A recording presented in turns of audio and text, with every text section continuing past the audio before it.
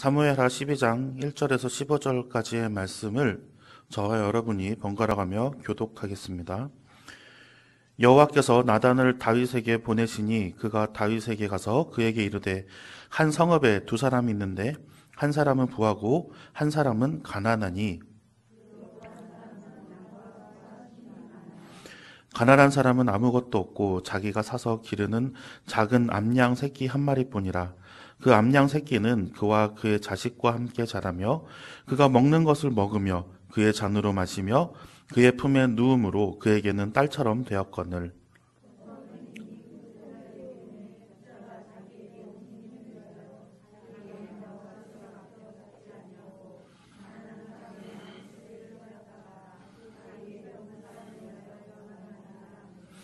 다윗이 그 사람으로 말미암아 노하여 나단에게 이르되 여호와의 살아계심을 두고 맹세하노니 이 일을 행한 그 사람은 마땅히 죽을 자라.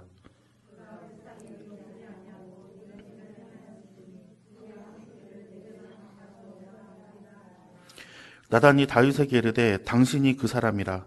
이스라엘 하는 여호와께서 이와 같이 이르시기를 내가 너를 이스라엘 왕으로 기름 붓기 위하여 너를 사울의 손에서 구원하고 내 집을 내게 주고.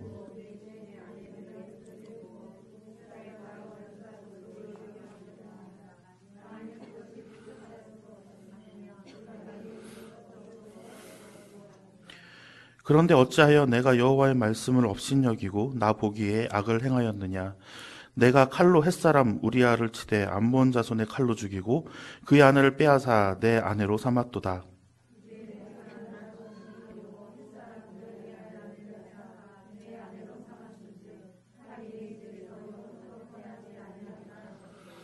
여호와께서 또 이와 같이 이르시기를 보라 내가 너와 내 집에 재앙을 일으키고 내가 내 눈앞에서 내 아내를 빼앗아 내 이웃들에게 주리니 그 사람들이 내 아내와 더불어 백주에 동침하리라.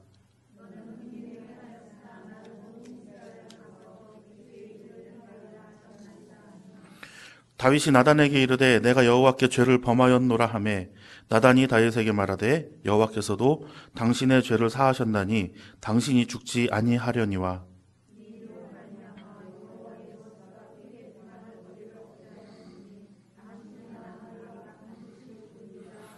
15절 함께 읽겠습니다. 나단이 자기 집으로 돌아가니라. 우리아의 아내가 다윗에게 낳은 아이를 여호와께서 치심에 심히 알린지라. 아멘. 네. 오늘 어버이 주일입니다. 1부, 2부 예배 때 교회 어른들에게 우리가 또 감사 인사하는 시간도 가졌습니다. 제가 집을 이제 떠나서 사택에 살 때였습니다. 몇 년 되지 않았는데요. 그 TV에서 이렇게 부모님을 이렇게 찾아뵙는 그런 프로그램, 그 어버이날 기념해서 하는 예능 프로그램에 그 부모님을 찾아가서 이렇게 이제 감사 인사도 하고 막 그렇게 하는 모습들을 보면서 갑자기 제가 이제 눈물이 나기 시작하는 거예요. 요즘. 엄마한테 전화해야겠다 하고 집에 이렇게 막 전화를 하는데 속으로 이제 상상을 했죠. 또 아름답게 제가 막 울먹거리면서 어머니한테 엄마 감사해요 막 이러면서 제가 이제 막 그런 것들을 생각을 했는데 전화를 안 받으시는 거예요. 어머니가. 그래가지고 무슨 일이지 막 이러면서 또 아버지한테 또 전화를 했는데 아버지도 전화를 안 받으시는 거예요. 한 30분을 통화를 막 시도를 했다가 전화가 계속 안 되길래 포기를 했습니다. 그러고 한 2시간쯤 지나서 이제 전화가 저에게 왔는데 교회에서 이제 그 월삭 기도회 같은 거를 하고 오셨대요. 그때 이제 오전에 같이 이제 전교인이 모여가지고 한 달에 한 번 이제 기도회 하는 시간이어서 전화를 못 받으셨다 이렇게 얘기를 하셨습니다. 처음에는 좀 많이 걱정을 제가 좀 했습니다. 무슨 일 생긴 거 아닌가. 또 집 나온 지 또 얼마 안 됐는데 또 부모님이 또 많이 좀 편찮으시니까 혹시나 또 아프셔가지고 전화를 안 받으신 거 아닌가 했더니 또 이제 교회를 다녀오셨다는 말씀에 제가 이제 약간 이제 마음이 풀려서, 예. 아까 효심이 충만할 때 내가 전화를 엄마가 받았으면 용돈을 좀 많이 드리려고 그랬는데 안녕히 들어가세요 그러고 전화를 끊었는데요. 나중에 문자로 계좌번호가 하나 날라오더라고요. 네.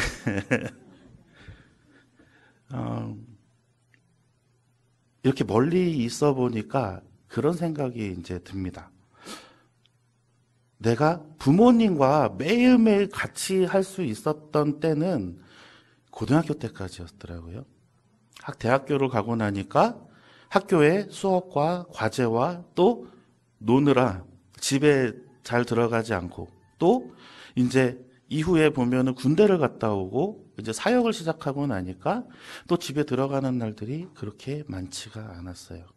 그래서 이제 내가 앞으로 우리 어머니 아버지랑 함께 할 수 있는 날을 한번 세워볼 때 채 1년이 될까라는 생각이 듭니다.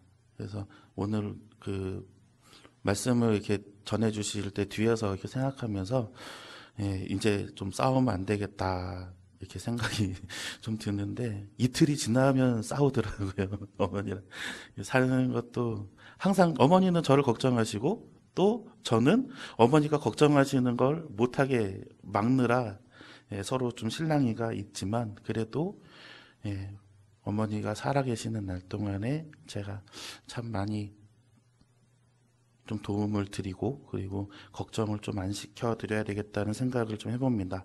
우리 성도님들도 오늘 하루 있다가 예배 끝나고 들어가시면서 부모님께 안부 전화 한 번씩 또 하시고 또 자식들에게 또 너희들도 나한테 안부를 전하거라라고 가르쳐 주시기를 바랍니다. 조선왕조 실록을 한번 이렇게 보신 적이 없으시죠? 하지만 조선왕조 실록이라고 해서 우리가 막 드라마로 다큐멘터리로 TV에서 나오는 그러한 내용들을 우리가 볼 때 왕들이 행했던 행동들 중에서 잘한 것만 보여주진 않습니다. 그렇죠? 그 사관들이 굉장한 자신의 그 프라이드를 가지고 그리고 또 그거에 대한 또 자기네들의 또 목숨을 건 그런 용기와 또 그런 사명감으로 왕의 행했던 모든 것을 낱낱이 기록을 했습니다. 그래서 왕이 잘했던 것들도 기록이 되어 있지만 왕이 잘못했던 것들도 기록이 되어져 있는 것입니다. 그리고 왕은 절대 그 실록을 볼 수가 없었죠. 딱 한 명이 봤습니다. 영조임금이. 그분은 참 대단하세요. 얼마나 궁금했으면 그렇게 갈궈가지고 사관을 갈궈서 처단은 받지만 고쳤는지 안 고쳤는지는 잘 모르겠습니다. 하여튼 간에 모든 사실들을 그대로 기록합니다. 성경책도 마찬가지로 사무엘, 상하, 그 다음에 열왕기, 상하가 어찌 보면은 이스라엘의 왕조 실록입니다. 이스라엘 왕들이 하나님께 칭찬받을 일들도 낱낱이 기록하였지만 또 하나님께 범죄하였던 것도 낱낱이 기록하고 있습니다. 저는 그것의 목적은 사실을 알리는 것뿐만 아니라 이것을 후대가 봄으로써 같은 죄를 범하지 않게 하려는 하나님의 예비하심이라고 저는 생각이 듭니다. 모든 사람이 죄를 짓는다는 것, 그것에는 우리가 의심하지 말아야 됩니다. 어떠한 사람도 죄를 짓지 않고 살아갈 수는 없습니다. 오직 한 분, 예수 그리스도만이 이 땅에 내려오셔서 죄악된 모습을 하고 오셨지만 죄 없이 깨끗하신 분이었습니다. 그래서 십자가에 달려서 그 피로 죄사함을 받을 수가 있었던 것입니다. 자, 오늘의 주인공은 다윗입니다. 다윗, 우리가 생각할 때 정말 신실한 믿음의 소유자였습니다. 지난주에 제가 설교를 할 때에 너는 칼과 단창과 창으로 내게 다가오지만 나는 만군의 여호와의 이름으로 내게 나아가노니 자기보다 몇 곱절은 더 큰 블레셋의 장수에게 덤벼들어서 그를 쓰러뜨렸던 인물. 또 내가 사망의 음침한 골짜기로 다닐지라도 해를 두려워하지 않을 것은 주께서 나와 함께 하심이라 라고 고백하면서 사울의 그 핍박에도 아랑곳하지 아니하고 또 자신의 목숨이 언제 떨어질지 모르는 그런 도망자의 삶 속에서도 하나님의 긍휼과 하나님의 피하심만 바라고 살아갔던 이 다윗이 오늘 주인공인데요. 좀 안 좋은 주인공이죠. 다윗은 왕이 되고 난 다음에 한 번도 패한 적이 없습니다. 전쟁에서 이웃 나라들과의 전쟁에서 한 번도 패하지 않아요. 계속 승승장구합니다. 다윗이 잘나서 그랬을까요? 아니죠. 하나님께서 그와 함께 하셨기 때문입니다. 아말렉과의 전투를 통해서 우리는 어떠한 것도 하나님이 손을 들어주지 않으면 이길 수 없음을 우리가 봤어요. 아무리 강력한 군사가 있고 아무리 수많은 군사가 있다고 해도 하나님께서 손을 들어주지 않으시면 절대로 이길 수 없다는 걸 알고 있어요. 다윗의 그 신실한 믿음 덕분에 하나님께서 그를 기뻐하셔서 그를 높이 쓰셨고 또 이스라엘을 강성한 나라로 만들어 주셨기 때문입니다. 사무엘하 7장 8절에서 9절의 말씀을 우리 한번 화면에 띄어진 대로 같이 한번 읽어보겠습니다. 그러므로 이제 내 종 다윗에게 이와 같이 말하랴. 만군의 여호와께서 이와 같이 말씀하시기를 내가 너를 목장 곧 양을 따르는 데에서 데려다가 내 백성 이스라엘의 주권자로 삼고 내가 가는 모든 곳에서 내가 너와 함께 있어 내 모든 원수를 내 앞에서 멸하였은즉 땅에서 위대한 자들의 이름같이 내 이름을 위대하게 만들어 주리라. 아멘. 하나님께서 이렇게 축복을 하십니다. 내 모든 원수를 내 앞에서 멸하였으니 이제 너는 땅에서 위대한 자들보다 더 위대한 자들의 이름이 될 것이다 라고 오늘 하나님께서 다윗에게 말씀하시는 것을 볼 수가 있습니다. 그 후에 사무엘하 8장에서 블레셋, 모압, 소바, 아람, 하맛, 암몬, 아말렉 그리고 에돔까지 다 전쟁에서 승리하는 모습을 볼 수가 있습니다. 이 전쟁에서 항상 다윗은 선봉했습니다. 하나님의 이름으로 무엇이 두려울 건데 자기가 선봉에 서서 그들을 다 물리칩니다. 이렇게 하나님이 복 주시고 이렇게 하나님이 역사하시는 것을 두 눈으로 똑똑히 지켜보았는데 오늘 일이 터집니다. 사무엘하 11장 2절의 말씀을 제가 한번 읽어보겠습니다. 저녁 때에 다윗이 그의 침상에서 일어나 왕궁 옥상에서 거닐다가 그곳에서 보니 한 여인이 목욕을 하는데 심히 아름다워 보이는지라. 아멘. 아까 제 8장에 뭐라고 했죠? 수많은 부족들과 수많은 나라들과 저렇게 전쟁을 할 때 다윗은 항상 선봉에 서 있었습니다. 전쟁터에 다윗이 항상 같이 가서 군사들을 독려하고 그리고 전쟁에 항상 참여를 했는데 지금 사무엘하 12장에 있을 때도 전쟁 중이에요. 그런데 지금 어디에 있어요? 왕궁에 있습니다.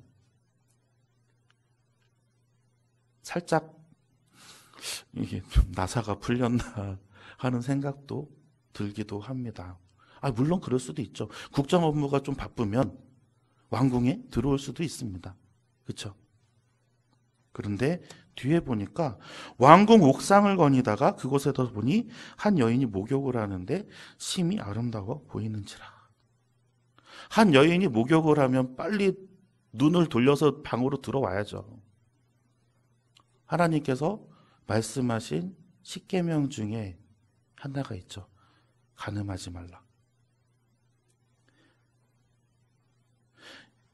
이것을 보면은요, 이제 신학자들이 좀 엇갈린 이런 해석들이 좀 있습니다. 어떤 사람은 이 밧세바를 보기 위해서 왕궁 옥상에 일부러 올라갔다고 하는 사람도 있고요. 또 어떤 사람은 밧세바가 다윗이 산책하는 시간에 맞춰서 일부러 목욕을 했다고 하는 사람들도 있습니다. 그게 어찌 됐던 간에, 그게 우연이든 아니면은 누가 계획을 했던 간에, 이제 다윗에게는 마음속에 음욕이 생겨버렸어요. 왜요? 심히 아름다워 보이는지라. 이게 다윗의 심정입니다. 예. 그래서 사무엘하 11장 4절의 말씀인데요. 우리 한번 같이 읽어볼까요? 사무엘하 11장 4절입니다. 다윗이 전령을 보내어 그 여자를 자기에게로 데려오게 하고 그 여자가 그 부정함을 깨끗하게 하였으므로 더불어 동침함에 그 여자가 자기 집으로 돌아가니라. 아멘. 예전에 다윗이었다면 상상할 수도 없었을 만한 일입니다. 하나님의 율법을 그렇게 쉽게, 이렇게 간단하게, 아니 왕궁 옥상을 거닐다가 모욕하는 여자를 봤다고 해가지고 그날로 데리고 와서 동침을 하다니요. 한 번의 주저함도 없어 보입니다. 근데 더 큰 일이 난 게 무엇이냐면 밧세바가 아이를 가집니다. 누구 아이일까요? 100% 다윗의 아이입니다. 남편은 지금 전쟁 나간 우리아거든요. 전쟁에서 지금 한참 곤욕스럽게 전투를 하고 있는데 우리아가 밧세바를 임신시킬 수가 없습니다. 집에 있질 않으니까요. 다윗이 큰일이 난 거예요. 그래서 다윗이 어떻게 하냐면 밧세바 남편 우리아를 전장에 있는 장수를 왕궁으로 초대를 합니다. 그리고 피로연을 열어줘요. 우리아와 우리아의 부하들을. 그래서 이제 집에 가서 쉬어라 라고 우리아를 집으로 보냅니다. 사무엘하 11장 7절에서 9절까지의 말씀입니다. 우리 한번 같이 읽어보겠습니다. 우리아가 다윗에게 이르매 다윗이 요압의 안부와 군사의 안부와 싸움이 어떠했는지를 묻고 그가 또 우리아에게 이르되 내 집으로 내려가서 발을 씻으라 하니 우리아가 왕궁에서 나가매 왕의 음식물이 뒤따라 가니라. 그러나 우리아는 집으로 내려가지 아니하고 왕궁 문에서 그의 주의 모든 부하들과 더불어 잔지라. 아멘. 우리아가 굉장히 우직하고 충직한 장수입니다. 왕이 불러서 피로연을 해주시고 또 쓸데없는 요압의 안부, 군사의 안부를 묻는데도 충실히 대답도 하고, 그리고 이제 수고했으니 집에 가서 발 닦고 자라, 발 씻고 자라. 그래서 집에 보내줄 때에 왕의 모든 음식들이 따라서 같이 가는데도 불구하고 자신의 수하들이 성문 밖에서 그냥 노숙해야 되는 것을 보니까 전쟁 중인 장수도 편안히 잘 수가 없었던 것이죠. 그래서 자기의 부하들과 함께 그냥 성문 앞에서 잡니다. 다윗에게 이러한 충직한 신하가 있었습니다. 그런데 다윗의 속은 점점 타들어가는 거죠. 이후에 다윗은 엄청난 일을 꾸밉니다. 바로 우리아를 죽여버리는 거죠. 사무엘하 11장 14절에서 15절 말씀입니다. 한번 읽어볼게요. 아침이 되매 다윗이 편지를 써서 우리아의 손에 들려 요압에게 보내니 그 편지에 써서 이르기를 너희가 우리아를 맹렬한 싸움에 앞세워두고 너희는 뒤로 물러가서 그로 맞아 죽게 하라 하였더라. 아멘. 한 가지의 죄로 인해서 지금 얼마나 많은 죄들이 퍼져나왔습니까? 마음에 음욕을 품고 그리고 간음을 하고 또 거짓된 말을 하고 또 그것도 모자라서 이제는 살인까지 하게 됩니다. 죄라는 것이 참 이렇게 무겁습니다. 무섭죠? 죄라는 게 이거를 내가 말을 하면 내가 이걸 말하면 어떻게 나를 봐줄까? 그런 생각들도 듭니다. 제가 어렸을 때 우리 아버지가 아끼시던 안경이 하나 있으셨어요. 되게 높으신 분이 선물해 줬다 그러셨는데 제가 그걸 발로 밟아서 깨트렸습니다. 그리고 그냥 조용히 안경집에다가 넣어놨어요. 그런데 얼마 안 지나서 누나가 그걸 또 밟았네요. 누나가 엄청 맞았어요. 근데 저는 너무 무서워가지고 아버지가 그렇게 화내신 적은 처음 봐서 너무 무서워서 제가 그랬어요라고 감히 말도 못했습니다. 누나가 진짜 엄청 많이 맞고 거의 한 반나절을 펑펑 울었던 것 같아요. 네. 가끔씩 누나가 유튜브로 예배를 보긴 하는데 네. 오늘 예배 보면 이따가 전화 올 겁니다. 지금에서라도 좀 말하고 싶었는데요. 무섭죠. 당연히 무섭죠. 죄를 저질렀으니까. 내가 어떻게 될지 모르기 때문에 무섭습니다. 그거에 대해서 내가 바로 자복하고 회개하는 그 과정이 쉽지 않아요. 근데 그 죄를 덮기 위해서 얼마나 많은 죄들을 갖다가 퍼부어야 되는지는 이 말씀을 통해서 보시면 알게 될 겁니다. 요만한 죄 하나로 시작한 그 죄가 간음의 살인까지 이제 생겨버리는 그러한 일이에요.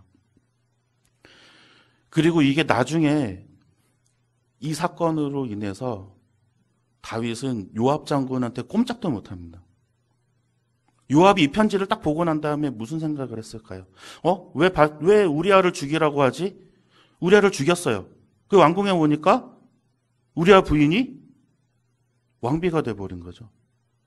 모든 상황을 알고 있는 요압은 나중에 자기 멋대로 행동합니다. 그래서 그 후에 얼마나 다윗이 정말 어떻게 보면은 막 치가 떨릴 정도로 요압한테 당했으면 유언으로 솔로몬에게 요압부터 죽이라 그래요.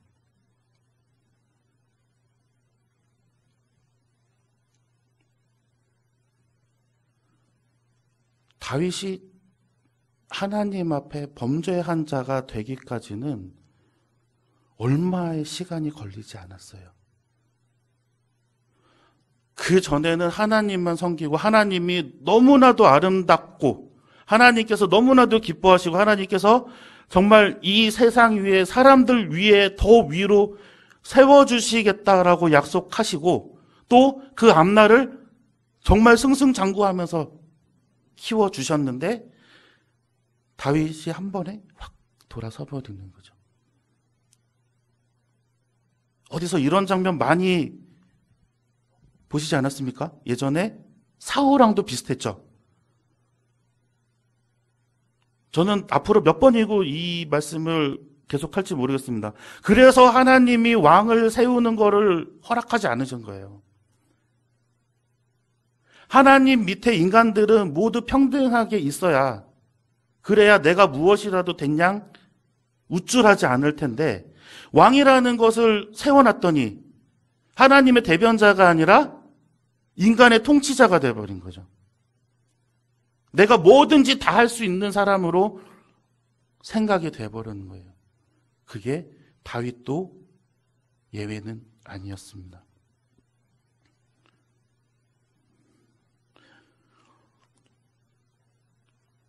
사울 왕 때처럼 이제 다윗 왕에게도 선지자가 찾아갑니다. 그래서 오늘 말씀에 있는 우화를 들려주죠. 부자가 가난한 자의 것을 뺏어서 그들의 배를 불렸다. 어찌하시겠습니까? 라고 물어봅니다. 다윗은 자신의 이야기인 줄도 모르고 흥분하죠. 왜냐하면 자신의 죄는 이미 잊어버렸거든요. 자기는 이제 정의로운 다시 이스라엘의 왕으로 돌아왔습니다. 그래서 흥분하면서 이렇게 이야기합니다. 사무엘하 12장 5절에서 6절의 말씀입니다. 우리 한번 같이 읽어보겠습니다. 다윗이 그 사람으로 말미암아 노하여 나단에게 이르되 여호와의 살아계심을 두고 맹세하노니 이 일을 행한 그 사람은 마땅히 죽을 자라. 그가 불쌍히 여기지 아니하고 이런 일을 행하였으니 그 양 새끼를 4배나 갚아 주어야 하리라 한지라. 아멘. 다윗이 흥분해서 막 이렇게 얘기해요. 마땅히 죽여야 된다고. 자기 얘기하는 줄도 모르고. 나단이 바로 그 다음에 이렇게 얘기합니다. 나단이 다윗에게 이르되 당신이 그 사람이라.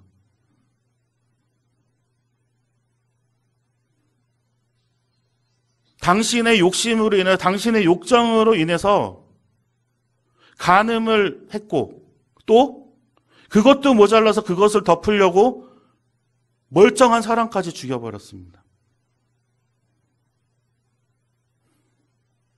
그게 당신입니다. 하나님께서는 이것을 결코 좌시하지 않을 것이며 당신이 어두울 때 했던 그 모든 일들을 이제 당신에게 벌건 백주대낮에 그대로 행하실 것입니다. 라고 이야기합니다. 이 말을 들었던 다윗의 심정은 어땠을까요? 저는 여기서 사울과 다윗의 차이점이 이렇게 보입니다. 사울은 눈 하나 깜짝 안 하고 변명하죠. 내가 이것을 여호와께 드리기 위해서 내가 이것을 노력해 왔사옵니다. 이러고 당당합니다. 그런데 다윗은 사울왕처럼 그렇게 변명하지 않았습니다. 아마 나단이 그 이야기를 선포했을 때 다윗은 아마 망치로 머리를 세게 때려 맞았을 겁니다. 그리고 두려움이 아마 파도처럼 밀려왔겠죠. 사울처럼 변명하지 않고 하나님 앞에 자신의 죄를 자복합니다. 오늘 말씀 13절입니다. 한번 같이 읽어보겠습니다. 다윗이 나단에게 이르되 내가 여호와께 죄를 범하였노라 하며 나단이 다윗에게 말하되 여호와께서도 당신의 죄를 사하셨나니 당신이 죽지 아니하려니와. 아멘.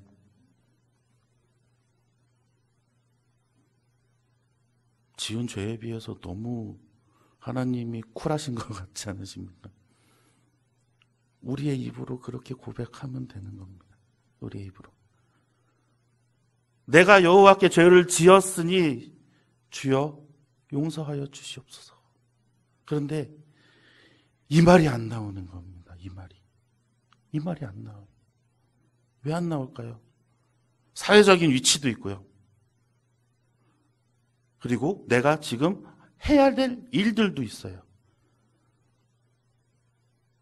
다윗이 지금 하나님 앞에 여호와 앞에 죄를 범하였노라라고 이야기하는 그 순간에는 하나님께서 지금 당장 나를 죽이셔도 할 말 없습니다라는 겁니다.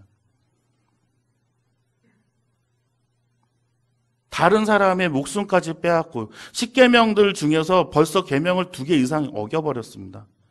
뭐라고 할 말이 없어요.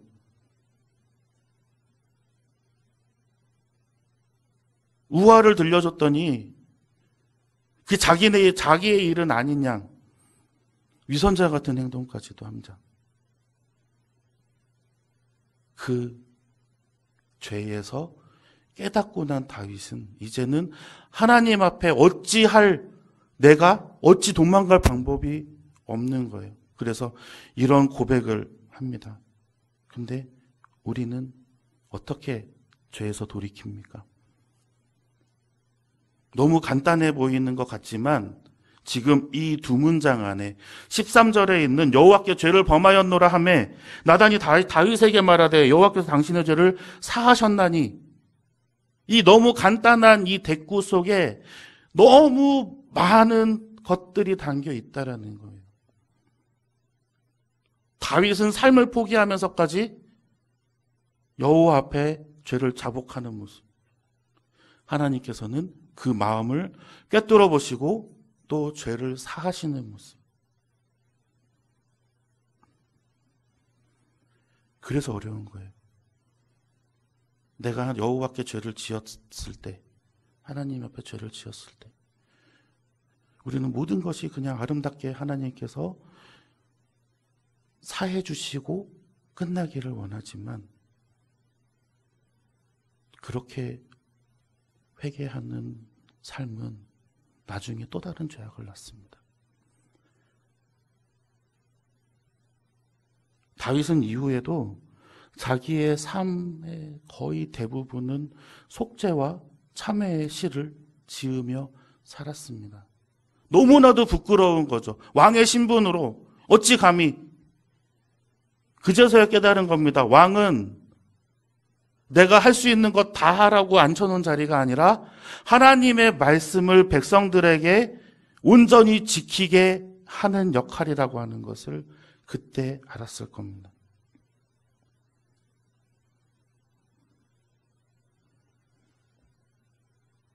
우리도 한번 하나님 앞에 내가 죄를 지었습니다 고백하신, 그리고 또 하나님께서 내 죄를 사하노라 라는 말씀을 들으시기를 바랍니다. 이 다윗의 고백들, 그리고 하나님께서 그를 포기하지 않으시고 이렇게 쓰셨던 이유는 이 13절의 말씀 한 절 때문입니다. 내가 여호와께 죄를 범하였노라. 어떠한 것도 변명하지 않았습니다. 어떠한 것도, 그리고 내가 남기려고 하지 않았습니다. 우리들도 그렇게 고백해야 할 것입니다. 하나님 앞에 내가 범죄하였으면, 하나님 앞에 내가 똑바로 설 수 없으면, 그때 하나님께서 성령님을 통해서 우리의 마음을 흔들어 주실 때에 우리도 그대로 자복하고 회개하시는 우리 원통교회 성도님들 되시기를 간절히 소망합니다. 하나님 앞에서는 인정하시고, 그리고 하나님 앞에서는 숨길 것이 없음을 우리가 고백하시길 바랍니다.